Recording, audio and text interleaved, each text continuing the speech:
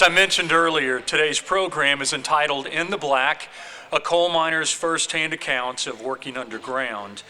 I mentioned that this was an opportunity not only to talk about coal in Kentucky, but also to talk about oral history in Kentucky. This year we're celebrating the 40th anniversary of the Kentucky Oral History Commission. And I want to introduce one of our commission members and a former chair of the Kentucky Oral History Commission, Sharon Hackworth. So Sharon, thanks for being here, for your leadership. The Oral History Commission is administered by the Kentucky Historical Society. The Oral History Commission is the only state entity of its kind in the nation. And let me tell you a quick story. Allison, I don't know if you were in for the conference, but several years ago, we hosted the Oral History Association's annual meeting in Louisville. Sharon, you remember. And I remember being at a reception, I think at the Fraser History Museum that night. And it was so interesting, had a chance to visit with folks from around the country. And I found myself in a conversation with people from MIT and the University of Illinois.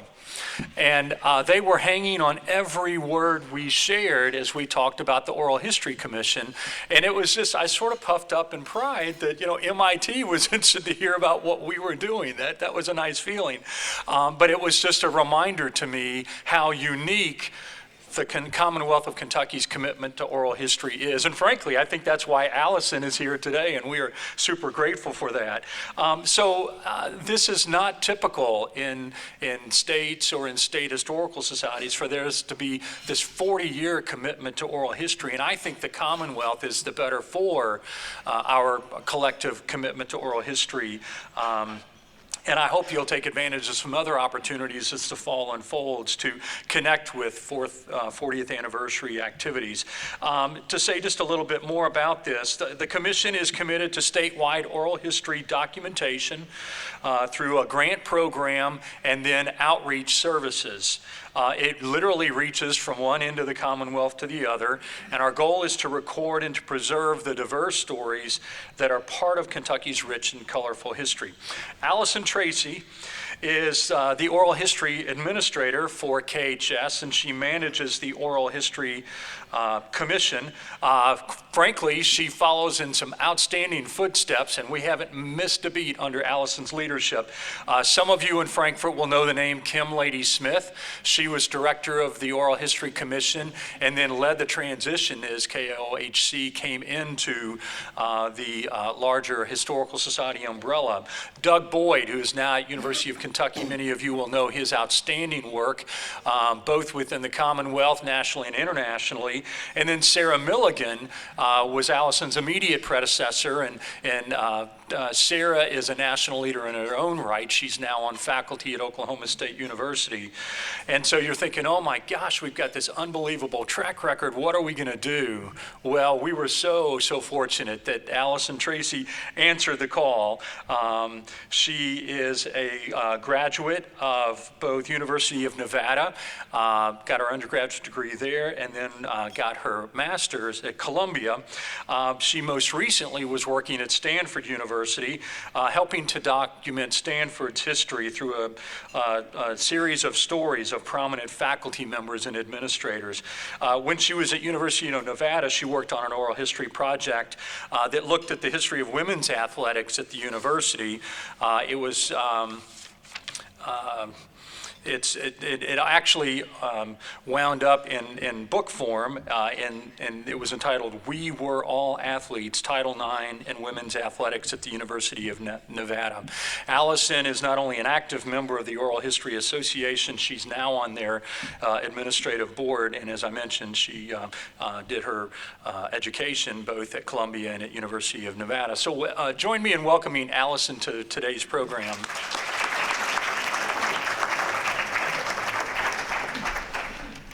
she will be interviewing Gary Bentley for an oral history project. So this is not just sort of a made-up, contrived sort of conversation. This is an actual oral history interview, and we are so pleased to have Gary with us.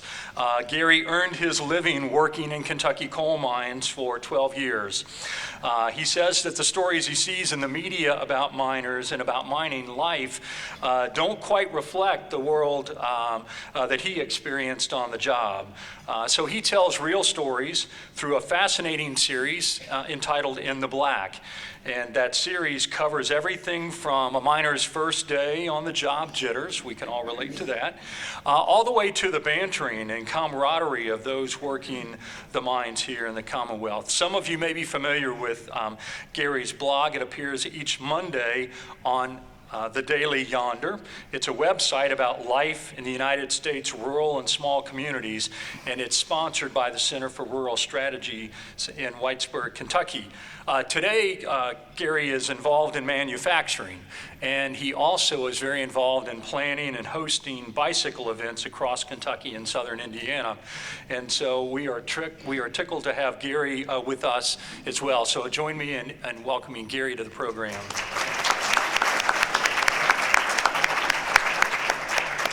And without further ado, I'll turn things over to Allison. Thank you.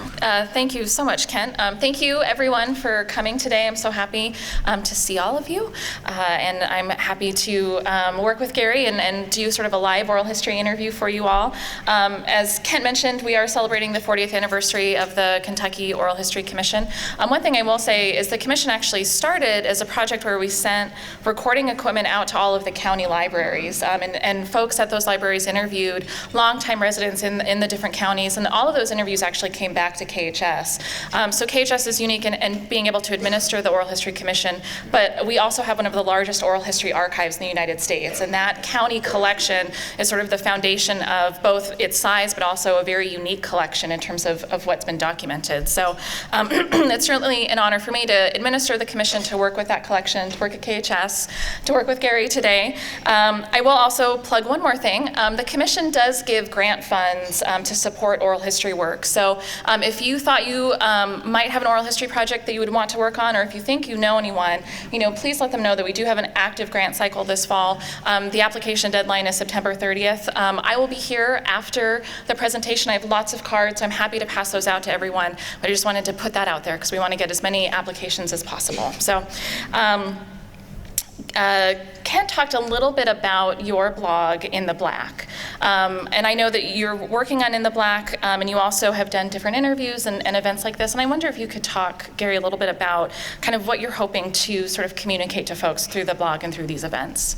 So the blog was created out of inspiration from a family member of mine that's an old-time musician. He was performing at UK for their Appalachian Studies class. And I went to visit him and kind of watch him play music, and afterwards he told me that I should document my stories of a contemporary miner. He said, you hear the stories and see the photos of the guys in the early 20s and 30s as coal miners. He goes, but you never really hear about the miners from, the most recent years and in the 90s, early 2000s. And he encouraged me to write music. However, I'm not that great of a musician. So I decided I would just document these stories, maybe put something together for a family reunion. Never expected it to end up being what it is today, but I'm very happy to share the stories and give people an idea of what it's like to be a coal miner through the eyes of a coal miner, not somebody from the outside trying to document, but telling the real life stories. Through your experience. Yes. Yeah.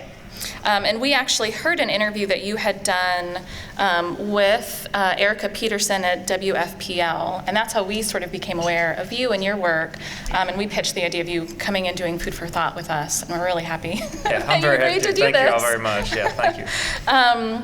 And just as some kind of a little bit on oral history, we do oral histories to document historically substantive information through people's lived experience of history. So we're talking to folks about everyday experiences, we're talking to them about sort of experiences of larger historical events, and hopefully weaving those together to create not only a narrative of someone's own life, but to kind of reflect on and provide some insight into sort of history as they experienced it. So hopefully I'll accomplish that today. day for you all.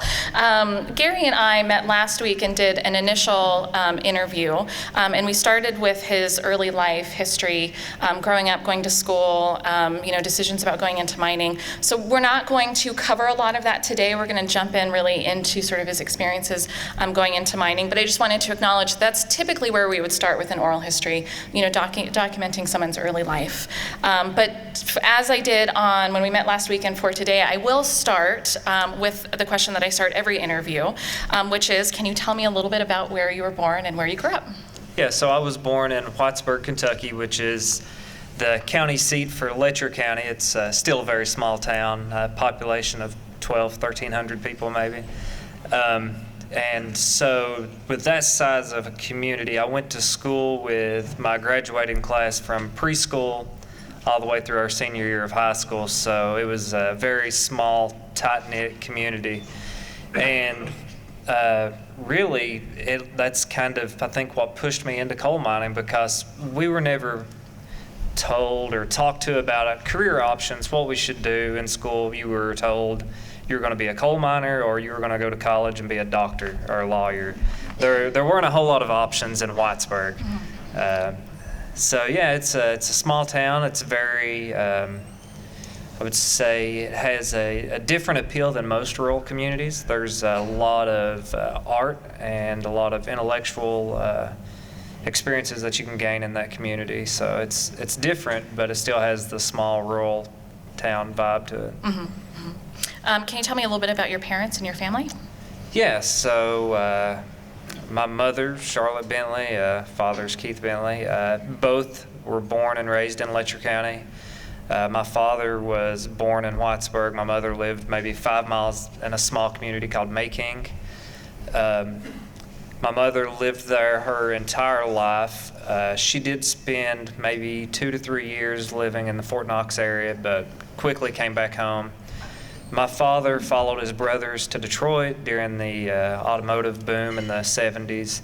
I don't think he stayed very long, maybe a few years, and then came back. So heavily rooted in that county, and kind of feel like, when I left, they were both very upset, but at the same time understood. So yeah, they're, Letcher County, born and bred. And tell me a little bit about your sister. Oh, yeah, so I do have a younger sister. She was born in Whitesburg as well, has never lived outside of the area. She is currently a nurse assistant and has 2 kids and doing well, and still living in Letcher County. So. Yeah. We talked a little bit about this before, about kind of your decision to go into coal mining, and we'll talk about that today. But I wonder if you could tell me a little bit about what you, before coal mining came onto the horizon, what you sort of imagined for yourself, or what you wanted to do. Of course, I always had the small fantasies as a child of what I was going to be. But realistically, in high school, I started taking computer courses in college during my junior year of high school. So my goal was to always go to college and pursue a career and leave the area. And then as my high school career moved along, I got involved in the local music scene and playing music with friends. I still wanted to go to college, but also wanted to pursue a career in music, whether it be an event promoter or actually being in a band and traveling and seeing the world. And then, of course, as we all know, you become an adult, you have obligations and things change. And so going into college was that first obligation that I realized I had to provide for myself to go to college. And that's how coal mining came into the picture. How was coal mining going to help you with college? So living in Whitesburg, I had that fine line of lower middle class income where my parents made too much money for financial aid. Me working a minimum wage job in high school, I didn't make enough money to pay for college, and I'm really not sure why I didn't think of student loans. At this point in my life, I'm glad I didn't. Yeah. But I went to Columbia. I have a lot of student loans. I don't. But at the time, I didn't realize that was an option. So I thought, okay, I need to find a job where I can pay my way through college, and then I'll be able to pursue whatever dream I have. And so I began working in the coal mines to pay my way through college. And of course, as the story goes, I never left. Can you talk just a little bit about sort of the schedule that you maintained in terms of school and mining and that balance? It was a schedule of work, school, and no sleep.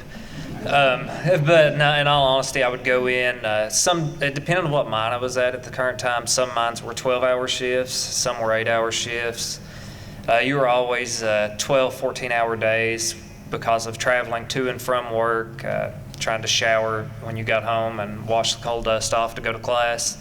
So it was a lot of online classes, a lot of distance learning, and then, trying to squeeze in an occasional class. If I worked night shift, I would sign up for a semester of all morning classes. I would get off work, go directly to college. When I'd get out of class, come home, sleep ever how long I could, and then go right back to work.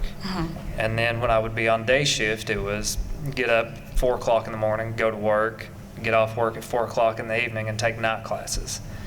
So the no sleep wasn't necessarily a lie, but there was very little sleep. Yeah.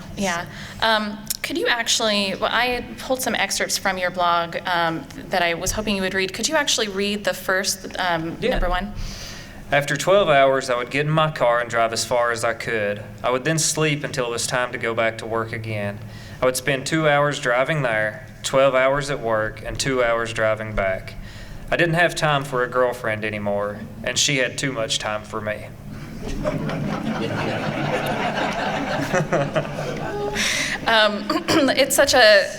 That last line is such an elegant way of getting at such a fundamental problem, it seems like, in so many relationships. I really like that. How did you manage your personal relationships? I mean, they became non-existent for a while, especially while I was trying to take college classes and work in the mines. I really had no time for anything other than work and school. If I did do anything for myself or for relationships with friends, it was what small amount of time I would have on weekends. But then being a miner, it's physical, hard labor. So a lot of my time on weekends, I wanted to rest and relax. And I had very, very little time for any type of relationships or personal time. It was all work and school. Do you think that experience was typical of the other miners that you were working with?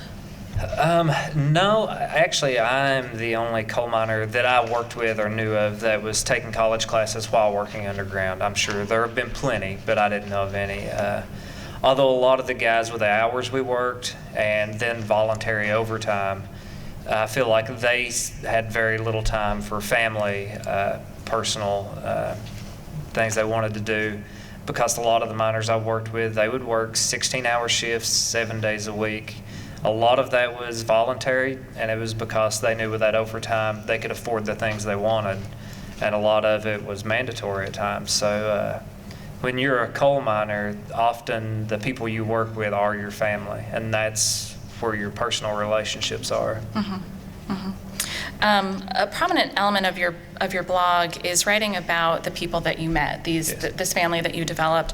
And in reading at least how far you've gotten, one person that stands out in my mind a lot is Jake.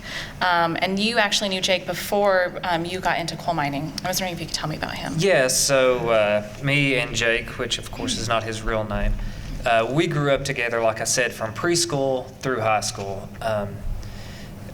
Being in the town we lived in, we played summer leagues of baseball together. The basketball leagues were together. Of course, the small summer league of football, which was county kids, but it was all one league. So we spent, all of our lives growing up together.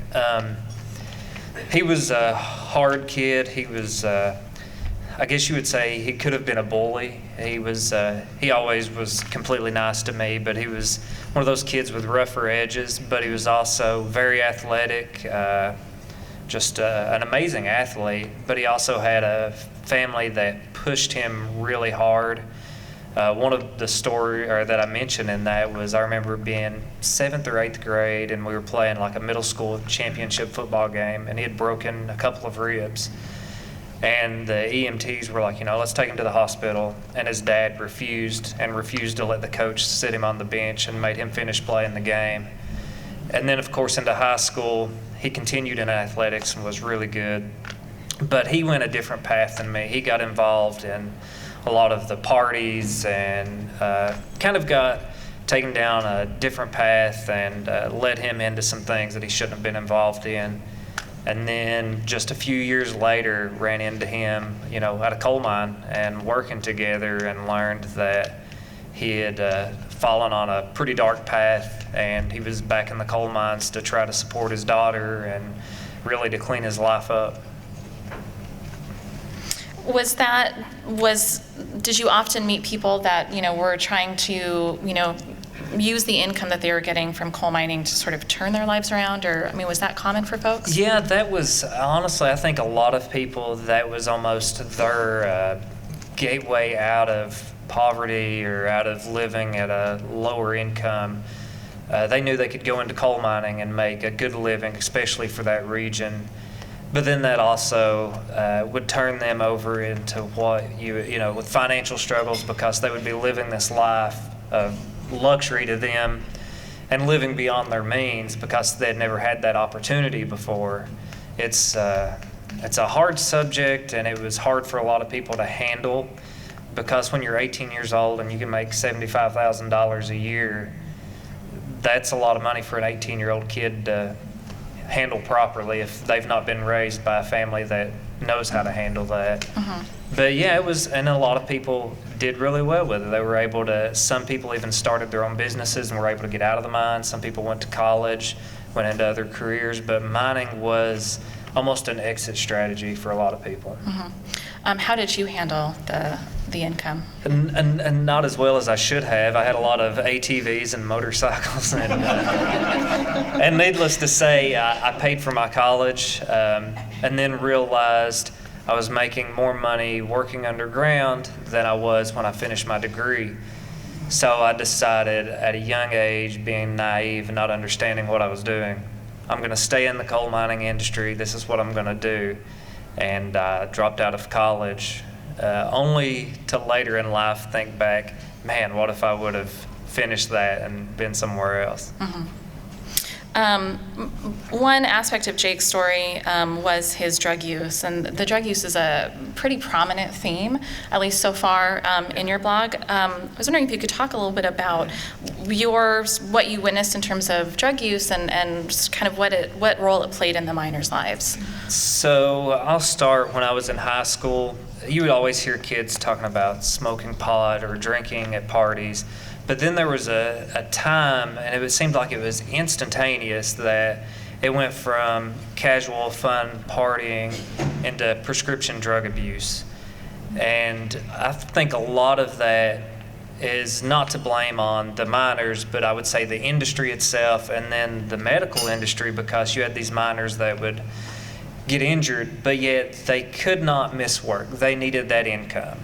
Even though you had health insurance and you had short-term disability, that wasn't going to be enough to make ends meet every month. So then you would have these miners, they would take these prescription medications just to be able to get through work the next day. And then the injury gets worse because they're continuing to work on an injury. So that means they need more medicine. And it keeps, it's just an ongoing cycle that digs them deeper and deeper. And then, so you may have these younger guys come in and they're working with somebody, and something I'd seen happen before, a guy says, man, I don't know if I can make it to the end of the shift. My arm's hurting, my back's hurting. And the guy'd say, well, here, take one of my pills. It'll make you feel better, and it'll help you get through the rest of the day. And then that puts them on that cycle, and it continues and continues. When I first started underground, if you don't mind, I'll tell part of the first story. So I was scared to death. I was 18, had just graduated high school, and I was going to get on the man trip with all of the men that worked at the mine. And of course, it was like the parents and uncles of the kids I graduated high school with. And I was terrified. All these men, big burly men, and I was this little nerdy teenager that were laying on this man trip kind of like sardines squeezed into a can. And I go out and I kind of find a spot and lay down. And of course, they're all kind of picking at me and talking about how I'm too pretty to work in the coal mines. And so we start traveling underground, and the man trip stops, and all these guys get off and they start pulling prescription medication out of their lunch boxes and pockets. And in my memory, which may be a little different than how it happened, I was scared to death. I'd never seen anybody use prescription medication like this. But they started crushing these pills on top of the man trip. And it was just, it was a terrifying experience for me. And then, of course, it continued on throughout my career until early 2000s. And then the Mine Safety and Health Department really started cracking down on drug testing. Mm-hmm.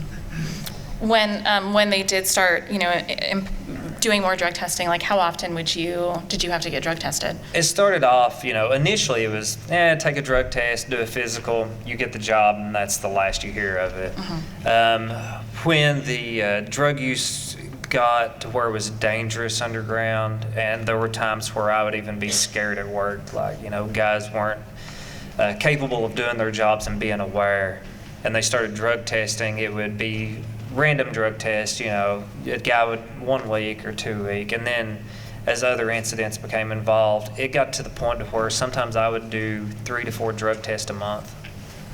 And it did clean up the mines and stopped a lot of the drug abuse underground. Mm-hmm. There was, when we met last week, we talked a little bit about, there was a time when, as it seemed like as they were implementing some of these policies, miners could kind of bounce from mine to mine. Yeah, so in the beginning, it was if you fail the drug test, you'd lose your job. But that meant the guy would go to the next mine. And especially in southeastern Kentucky, there were so many underground mines. There were your contract mines, your what I always called truck mines, which were just small mom and pop operations. And then there were your big companies. But these guys, they would just go from job to job, and eventually they would run out of mines to go to. But a lot of guys could continue that cycle for years. And then they finally implemented a law, so your first time you go in front of the board, you lose your mining license for, I don't remember exactly, I'm going to say 3 months roughly, and you have to participate and go through a drug rehabilitation program. The second time, it's extended much longer. But then the third time, you're never allowed to work underground again. Mm-hmm. And so a lot of guys knew that this was their way to provide for their families and to make a decent living in the area. And I think it really forced them to rethink what they were doing and make a change. And there was a man, I'm wondering if I can use this name, Thurman, is that? Yeah, that'd be fine. Yeah, okay. Maybe I shouldn't have done that in front of an audience of like 150 people. But he was someone that seemed like he was able to sort of clean himself up and get out. Yeah, he came to work with me probably, and I was about 4 years into my mining career. And so I had a little bit of experience, but he came in from having 12, 13 years experience. And he had an issue with prescription medication, but he had lost his job, lost his ability to see his children. And so when he came to work, he had just cleaned himself up on his own, kind of a cold turkey situation. And he told me for him coming to work every day, it was a struggle, but it forced him to look at himself and then to look at the other guys we worked with and know, I have to stay clean. I have to keep this job, essentially so he could see his kids and be with his family. But he used coal mining as almost a type of meditation or rehabilitation program because he goes, I can come to work, I can work myself into submission every day, go home and sleep, and then come back and do it again. And it doesn't allow me time to think about it or to focus on the addiction. Mm-hmm. One thing that comes up a lot in your blog is as we've already talked about, sort of the family that you sort of create with your fellow miners and the camaraderie that you have. I wonder if you could talk a little bit more about sort of the relationships that you develop and sort of how your experience has bonded you. So initially, working underground, being very young, a lot of the older guys and a lot of the guys closer to retirement, they kind of like took me under their wing, treated me more like their son. They would really go as far as they could as to help me and to teach me the right ways. And so that creates a different kind of bond. But then you've got, so like one of my best friends that I worked with and grew up with through school and church, I saw him, I thought he was dead. I mean, I saw a rock fall, and I was the first one there. And so living through those kinds of experiences together, it really pulls people together, and it makes you reevaluate life in general. It makes you think more about the people you're working with every day. Gives you a different outlook. So I think working in those conditions with those types of risk, and knowing that, you know, you're going to spend 12 hours a day with these people 6 miles underneath the mountain, and if something is going to happen, this is who you've got to rely on. So I feel like all those circumstances combined really creates a different bond than what you would have with even a brother, sister, or a best friend, because you're in such extreme circumstances that you really have to trust one another and rely on one another. I think it just, the environment creates a totally different bond than what most people would ever understand. How would you manage it when there was someone that you felt like you couldn't rely on? Oh, that's a tough Sorry. question. No, you're fine. But no, there are many instances, and I've talked about some of these people in my stories as well. And there's the few guys that are the kind of the troublemakers, or they don't want to work with anybody. They don't want to get along, and it's kind of turmoil. They work themselves out with other people, or in the situations I've seen. A lot of times the crew of miners would take it upon themselves to let that person know that they were going to change and they were going to become part of this family and this team. And usually the person came around and changed. It was a very old-fashioned kind of outlaw way to handle a situation, but more often than not, that's how it worked underground. I know in your blog that these stories are some of the saltier stories. Yes. Is there any story that you can share with our audience here today that you can think of? Yeah, I mean, there was a situation later in my career. I was actually a foreman at the time, underground, and everybody on the crew worked together really well, really had a strong bond. My wife probably remembers me talking about how much I liked most of the guys on the crew, and even as their supervisor, we became friends. And still to this day, I talk to some of those guys. But we had one guy on the crew that just kind of didn't want to mesh, didn't want to work with everybody, and me and him had physical altercations underground. And then later on, everything just kind of smoothed over. It just kind of, and I couldn't figure out what had happened. I was like, man, this is weird. This guy's not acting like he used to, you know. I don't know what happened. I was like, me and him have had altercations, and it became physical, and he still didn't change, so this is weird. Later on, I'd learned, actually, after I'd left the mine, one of the guys told me, he goes, oh no, he goes, we waited on him out in the parking lot one day after work, and we had a long conversation with him. And needless to say, he became a much better employee after that. Another person that comes up in your blog that was very interesting to me was actually a woman named, you call her Suze in the blog, and she had an interesting strategy for dealing with her fellow miners. Can you Yeah. talk So a little bit about Suze, that? when I first met her, I was really taken back, didn't know how to handle the situation, didn't really even want to hear it because I was still very young and naive, and my virgin ears couldn't handle the things she was saying. But her strategy was to be more vulgar, more offensive, and more disgusting than the men on the crew.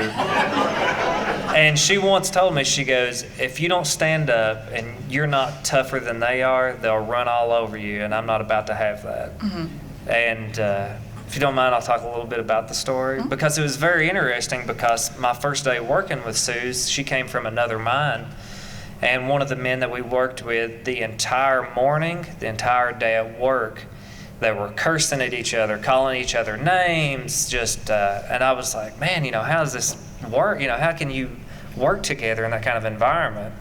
And then on the way out, me and Suze were having a talk on the back of the man trip. Come to find out, they were best friends. Her husband had been disabled in the mines, and so she had started working as a miner in order to help their family make ends meet.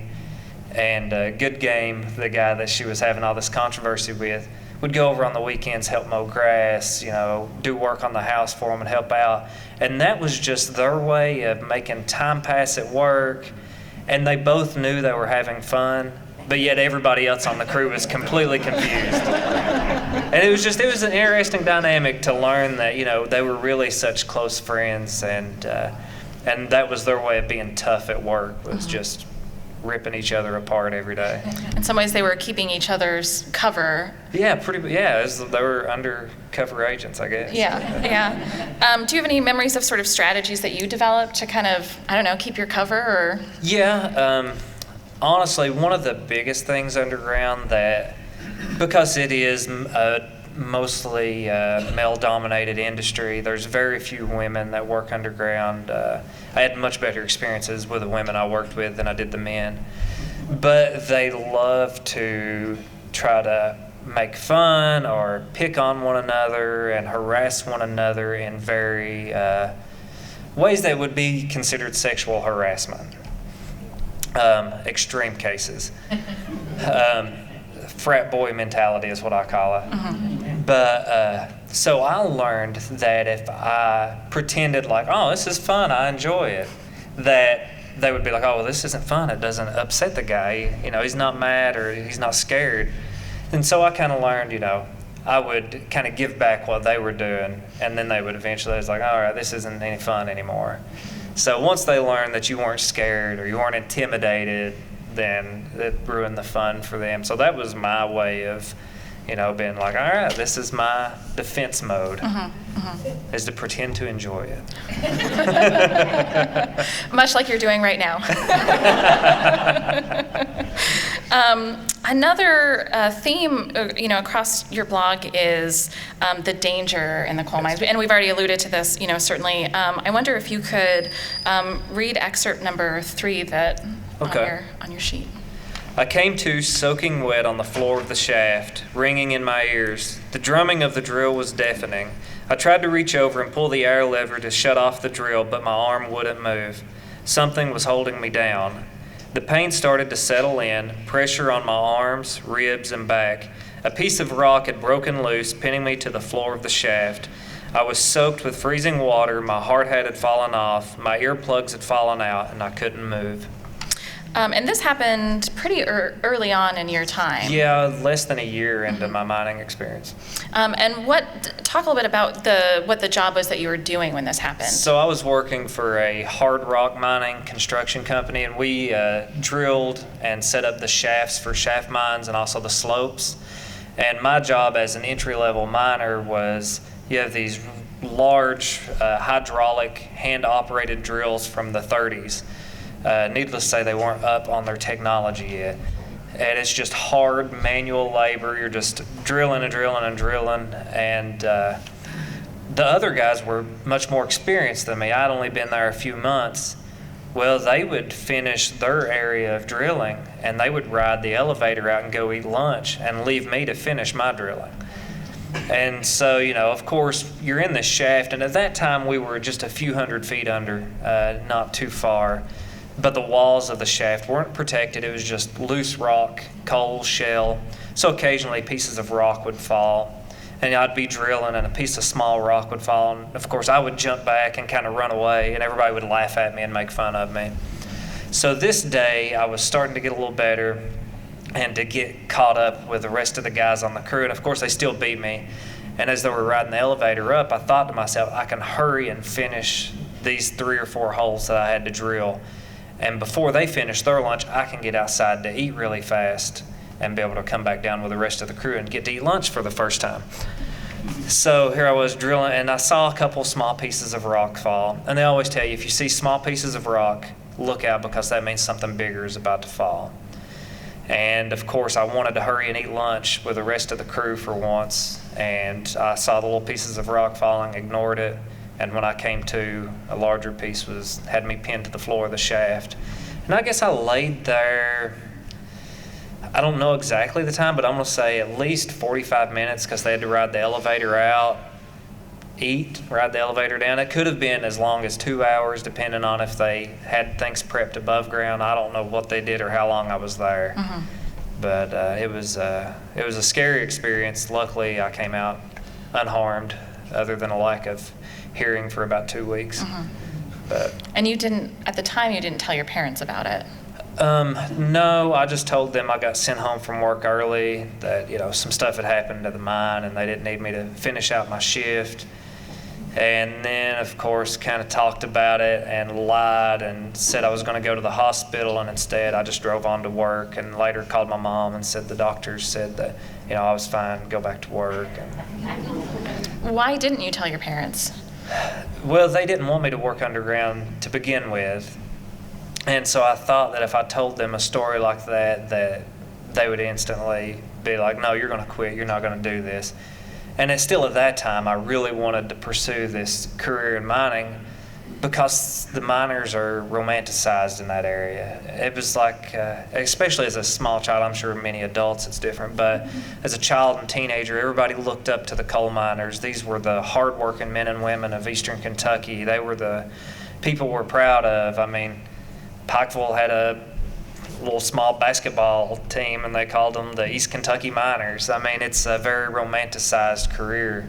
So, of course, that's what I wanted. I wanted people to look up to me. And so I didn't want to harm that and take any chances of my parents putting their feet down while I was still under their roof. And so, I would just lie and pretend nothing was wrong and continue and go back in. Do you think that was common of other miners? I mean... Yeah, I think a lot of guys, I know personally a lot of guys worked through injuries. A lot of guys would seriously get hurt underground. They would pretend they got hurt at home and come back to work. I knew a guy that broke his arm. He pretended that he was cutting grass on the side of a hill and fell and broke his arm. That way the company wouldn't get a safety hit, and therefore he could continue to go underground and work. Was this sort of the scariest of incidents? Or, did you have other close calls while you were working underground? There were a lot of close calls. At that time, that was the scariest. Of course, the longer I worked underground, the more common these events were, and I brushed them off and ignored it. And it got to the point where I was complacent. I could be roof bolting, and the entire entryway would collapse. I'd be like, all right. And I'd go tell the boss, clean it, and go right back to doing my job and never think twice about it. It became almost where you feel invincible. You're like, well, it's never going to happen to me. As I was talking earlier, I saw one of my friends, covered up in a rock fall, and I honestly thought he was dead when I first got to him. But even those instances, you kind of brush it off and continue going on, because in the long run, if you worry about it day in and day out, you're not going to be able to do your job. When you look back on those experiences now, are you now sort of more sensitized to the danger? How do you feel about those experiences today? Yeah, it goes both ways, because I'm in the manufacturing industry now. So I think back about my experiences underground, and I'm often like, man, why did I do that? That was crazy. Because, of course, like all miners, we would take shortcuts that were probably the most unsafe thing we could do in life. But we thought, it'll never happen to me. I'll never get hurt. So I look back at that, and I'm thankful that I was lucky enough to come out alive. And out of all the stupid things I did on my own, I never got hurt. But then also, it's made me look at other issues in general life or at work in manufacturing where, somebody will bring up a safety concern. I'm like, well, that's not unsafe. You should have been underground with me when we did this. So I feel like now that I'm not underground, I do look back on events that happened, and I think that was really dangerous and that was crazy. I shouldn't have done it. But then there's other things in my life now where I don't even consider it a risk or a danger, and other people would be like, well, that's crazy. You can't do that. So it kind of goes both ways. Yeah. You worked for many companies. You worked in a lot of different jobs. There's tons of jobs to do in a coal mine, and you worked through many of them. This is going to sound like a weird question, but I wonder, understanding that this is grueling work, I wonder if there was any job that was better or that you preferred. I don't think there was a job that was better. As a shuttle car operator, it's a pretty safe job. There's not a lot of physical labor to that specific job. That's the thing about mining is you're never doing one job. If you're a shuttle car operator, at lunchtime when everybody eats, you're going to have to go stack concrete block for building a bradish. But that would probably be the easiest job as far if you're looking at it from physical labor. But for me, roof bolting was my favorite job underground. It was probably the most dangerous, but it was also fast-paced.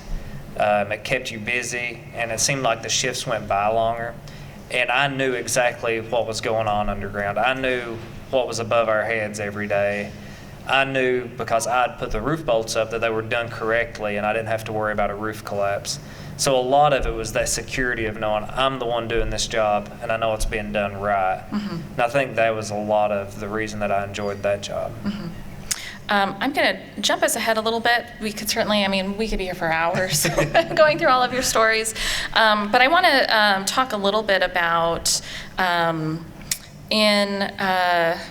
in your blog, you talk about a fellow miner named Lloyd, and his advice to you was find a good woman and have beautiful children. And you comment in your blog how at the time when he gave you that advice, you're like, well, that's bananas. Like, I don't understand that at all. But I wonder if you could tell me, I'm sort of trying to prompt you to tell me a little bit about your wife, and if why you eventually took Lloyd's advice. Yes, so at that time, Lloyd was one of the guys that took me under his wing. Of course, he gave me what I thought at the time was the craziest advice anybody would ever give anyone. Why would I want to get married and have kids? I was making money and I could buy whatever I wanted. And later on in life, I learned that that's not what life is all cracked up to be. Luckily, I met my lovely wife who's sitting here today, and without her, I wouldn't be where I'm at today, especially here. As a coal miner, I always thought that was the only thing I could do. I thought, okay, I'm going to say at the time when I was first laid off, I spent 10 years underground and then ended up working 2 more. But I thought, I'm just a coal miner, that's all I'm ever going to do. So I did everything I could to further myself into that career. And then once I met my wife, she always encouraged me to look outside of that, look outside of the box, do things that you want to do. Of course, I have a beautiful stepdaughter and a beautiful daughter. But really, I'm just very happy that I met her and she was able to encourage me to begin writing. Because I was like, I don't know how to write. I didn't go to college to be a writer. And of course, you just write, just to do it and enjoy it. It's the same with my bicycling. She often encouraged me, go out and do a ride, And so it's really about having somebody that supports you and that wants you to be happy and will do what they need to do to make sure you're happy. And that completely changed everything. And I think if I would have had that earlier in life, coal mining may not have been my career option because you didn't have time for that. As she can attest to, when I was underground mining, we spent very little time together. And I was fortunate enough she stuck around with me to see that through. And you've been together through a lot of transition in both of your lives. You were laid off from ARC mining in 2012. Yes. And that sort of set off. Talk a little bit about kind of what that set off for you. Yeah, so unfortunately for her, luckily for me, she stayed with me. So Arch Coal laid me off in 2012. It was a massive layoff, made statewide news. They laid off over 700 employees in one day with no notice. I was one of the fortunate people being a salary foreman that I did have a severance package to rely on, but there were hundreds of employees that it was go sign up on unemployment and wait 2 weeks and you're going to get a check. It was a very tough day, a very hard day, and I was scared because at that time so many mines had laid off. I felt like I did not have much of an option. I tried for months locally to find jobs, and there were some available, but none that paid the salary that I was used to. We traveled to New Mexico together to interview for a job, which I luckily did not accept. So then we moved to Western Kentucky, lived in Western Kentucky for a little over a year or so, and then we moved to Southern Indiana because she encouraged me to pursue a career in manufacturing. And luckily we were only 20 miles across the river, so it was, not far from Western Kentucky. And then she encouraged, because, my daughter lives in Eastern Kentucky, and I really wanted to be close to her, and she kept encouraging me, if you want to move back to Lexington, move somewhere closer to be with your daughter, all you have to do is try it. Just look for a job, try it. And we made I think it was a 4-year plan to move back to Lexington, and ended up being a 6-month plan because I took her advice without telling her and applied for some jobs in Lexington. And so now we're here. So she has traveled all across the state with me, and been very fortunate to have her there to help me. Mm-hmm. Mm-hmm. I wonder if we could kind of take a slightly broader view of coal mining in Kentucky. You were laid off from your job in Eastern Kentucky in 2012, and certainly, the industry in Eastern Kentucky has continued to decline. Yes. You've been able to move on into other jobs in another industry, but I wonder, was it difficult for you to let go of coal mining? I mean, what was that transition like emotionally? Yeah, emotionally and personally, it was hard. I mean, I'd spent 12 years of my life dedicated to this industry. I'd worked through college to get a degree focused on mining. And so to give that up and to step into something totally new, something I'd never experienced, was scary. I was terrified. I was worried that I would get started and then I would fail, and I would be going back to coal mining, which had become unreliable, and I never knew what was going to happen. And then it transitioned into, with my experience, I was fortunate enough to move into another supervisory role in manufacturing. But then it became the fear of having to go back to mining. I would have, and honestly still, sometimes I have nightmares of working underground. Not that I'm scared to go underground, but I don't want to live that life anymore. I don't want to be concerned every day, do I still have a job? Is there going to be work today, or are we going to be laid off? So now it's transitioned from being scared to leave to being scared to ever have to go back. Mm-hmm. Certainly this is a huge topic in Kentucky. The discussion about the coal industry, what's happening with the coal industry. A lot of people would say that it's kind of on a permanent decline, that it won't come back. And I wonder, what, if anything, about thinking about the relationship between the industry and Eastern Kentucky. It seems like a lot of people aren't quite there yet to let go of mining. What kind of programs or progress, or what do you think needs to happen to sort of move that forward? Well, Eastern Kentucky, specifically southeastern Kentucky, and the region I'm from, is in an unfortunate situation that manufacturing cannot just replace the jobs in coal, because there's not the transportation available for the distribution of goods and products. But they're fortunate in the situation that they have a diverse workforce that's readily available. They have an intelligent group of people that has the ability to kind of make ends meet. Our mechanics and electricians, they weren't just a mechanic or just an electrician underground. They were a metal fabricator, an engineer. If something broke down underground, they had to find what parts they could find and then make it work. So these people have the ability and the skill and the knowledge, and it's trying to find what would actually work. I know there's a lot of initiatives, there's a lot of programs going on. SOAR is one of the big ones. The Reclaim Act is another big one to help the region out. But it's really trying to find that industry and that new diverse economy that's going to be sustainable, it's going to be long lasting, and that's going to provide these people with jobs that are going to be there. It's all economics, it's all basic economics. Market prices go up, business is good, prices go down, market is bad.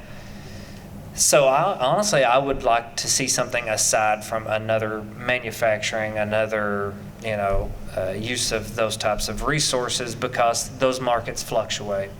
I would like to see something that's more sustainable on the long term, that my family and my friends that are still there have something to rely on, something that their kids can rely on and to move forward, whether that be through tourism, through, I'm going to say coding, technology-based industries. Honestly, I don't care what it is, as long as it's reliable, sustainable, and will allow the people there to provide for themselves like they should be able to. Mm-hmm. One last question, and then we'll turn it over to folks for their questions. I just wonder, in thinking about, we've talked about you managing your schedule. I wonder, with everything that you have, in your life today, how are you managing things today? In my opinion, I manage it very well. Bicycling is the #1 priority. If you ask my wife, she would say different. But no, I am fortunate that I have a job that has a very good work schedule. I have a lot of time off to spend with family, friends, and for my personal enjoyment. I get to see my daughter more than I have in the last 3 years of living, outside of Eastern Kentucky. I get to spend a lot of time with my wife when she's not performing in Shakespeare in the Park. But keeping her schedule is the hard part. But no, I have a lot more free time now. Mm-hmm. My job allows me to continue to maintain my energy.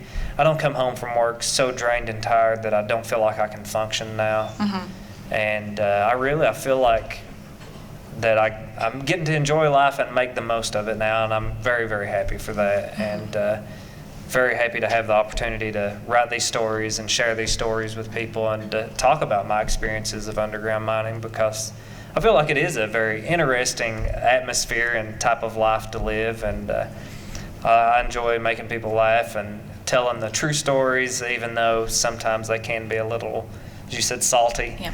But I think it makes for a good, interesting conversation. Yeah, and I will say that in terms of where you're at in your blog, you're sort of moving through experiences chronologically. So, I imagine that the blog can continue for quite some time. Yes, I'm not sure how long the blog will continue. I think I'm on 17 or 18 now. I've almost lost count, and I'm only maybe 3 to 4 years into my career, so it could be a very long run if at some point they don't tell me to stop. Okay.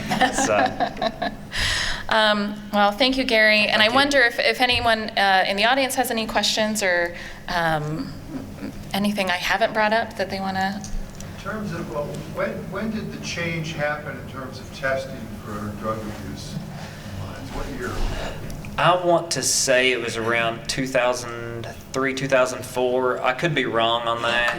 This was kind of the same time that the whole OxyContin thing was happening. Exactly. It was when it truly became an epidemic that was being looked at from the entire country. And it had gotten bad. There were guys I would be working with operating heavy equipment that would pass out on the job in the middle of operating equipment. And it was a scary time, and luckily it was handled appropriately and correctly and very quick. We've got a question back there. Yes, this isn't a poll question, but before I retired, I was working up in Ohio, and I heard reports that Whitesburg was doing some very progressive things among the young people, combining the traditional mountain music with rap music. Are you familiar with any of that? You would have been of the age. Yeah, so Whitesburg is very interesting, and really it all goes back, for me, would be Apple Shop, which is an organization there in Whitesburg. I grew up kind of hanging out at the Apple Shop and going to concerts, and so then in my teenage years, we kind of created this punk rock music scene for local bands and artists. And then what you're talking about was actually started through the program called Holler to the Hood. And now it's called Calls from Home. It's a prison outreach program that's based around hip hop music, but also it allows family members to contact people who are incarcerated at, I think, Red Onion State Prison, and I'm not sure on the others, the other name of the prison. But so through that, they started combining the traditional old-time music and hip-hop to create this form of music they called hill hop. And they did a small concert series. There was a TV series, Justified, that actually used one of the songs as essentially a theme song for the TV show. So Whitesburg has a very, very interesting culture in that area for music, art.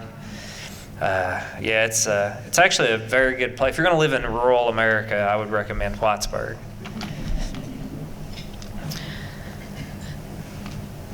Yes. Question right here. Did you ever work in strip mining? My father worked in strip mining my entire life. By first, maybe 3 months out of high school, I went to work with him and was being trained to operate heavy equipment. I quickly realized I could not work with my father, so I made the choice to go underground. So I have very little experience on surface mining, but my father did work in that. So. Oh, yes. Do you have any plans to turn your blog into a book? You know, I get asked that quite often. Personally, I would love to. I hope that at some point there's an opportunity for me to take all of these small short stories and essentially either write a narrative of my life as a miner or do a collection of memoirs. There's no plans in the immediate future, but I hope eventually at some point I'll get to do that. Yes? There are folks that say that the decline in the loss of jobs, the decline in the coal industry is a function of too much regulation, and there are people that say that it's a function of natural gas is cheaper and easier to get to. Yeah. What's your opinion, and can you speak for Whitesburg? Yeah, well, I don't know if I want to speak for Whitesburg. But no, I'll give you my opinion, and from my experiences, because working as a foreman, I kind of had to handle some of those situations and see those numbers. I honestly feel like regulations are a bit of a scapegoat because the majority of these regulations have been there for many years. I won't say that we did a great job of following those regulations. But it boils down to market. I mean, I looked at the numbers just the other day, and when solar energy is cheaper than coal, it's kind of, I mean, to me, it's almost ridiculous. It's like, I never realized that our technology would get to that point. That's not to say I like it, and that I'm happy to see that because that means less jobs in the industry.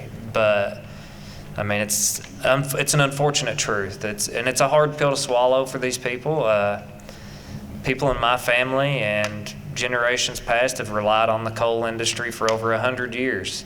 That's the only thing they knew, and that's the only thing that was ever offered to them to make a decent living. So when that goes away, people are scared, and you know they'll do anything they can to save it. So yeah, I hope something turns around, but I honestly don't see it being coal, at least not anytime soon.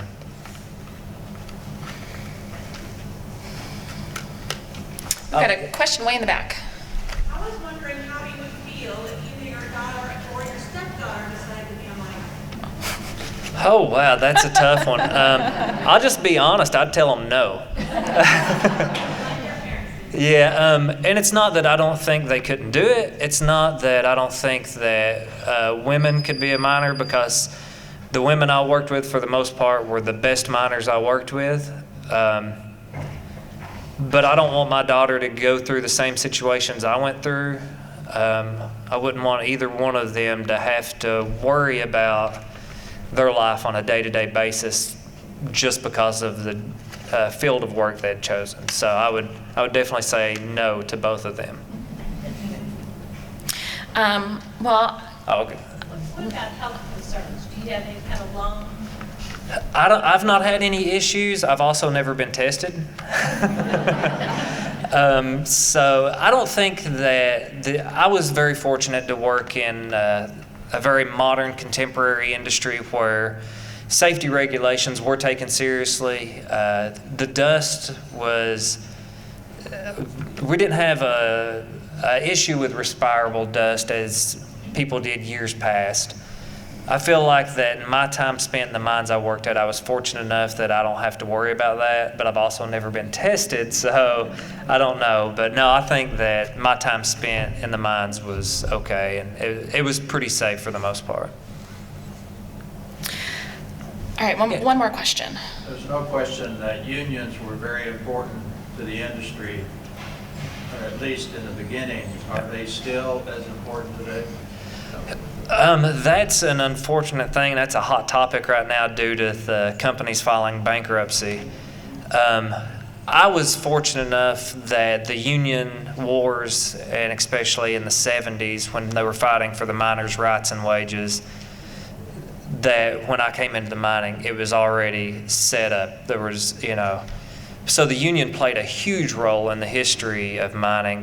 When I started mining, there were very few unions left in the industry. I know in Western Kentucky, there were still a few union mines, and I don't know if any are still open right now, but there were when I was working out there. And it's just unfortunately now, without getting into politics too much, that these companies are being allowed to file bankruptcy and not being held accountable to hold up to the rights for the retired workers. That's, and I don't know what power, what opportunities the unions have to fight that, but that's something I've seen in the recent news that's bothered me. There's not a union mine left in Kentucky. There's not anymore? Okay. I guess Patriot would have been the last one. I don't know about that. Yeah. Well, Gary and I will still be here after we wrap up today if you all have any other questions. Gary did bring some equipment with him over here, so if you want to come and check that out, I encourage you to do so. But to wrap up today, I will ask you how I end every interview, which is there anything I haven't asked you about that you would like to include? Oh, wow. I don't know. Right now, my head's all, I'm thinking about 100 different things. Yep. Then I've done my job. I would like to thank everybody for coming out and listening to me. For those of you that have read the blog, I appreciate it. And hopefully I've been able to keep your interest and you've enjoyed reading the pieces I've shared. And if you haven't had a chance to read it, it's just go to thedailyyonder.com, and every Monday they'll pop up on the front page. Or you can search for In the Black, which is the series title. And just want to thank everybody for taking the time to listen to us talk today, and very happy I could share some of my experiences with you. Thank you, Gary.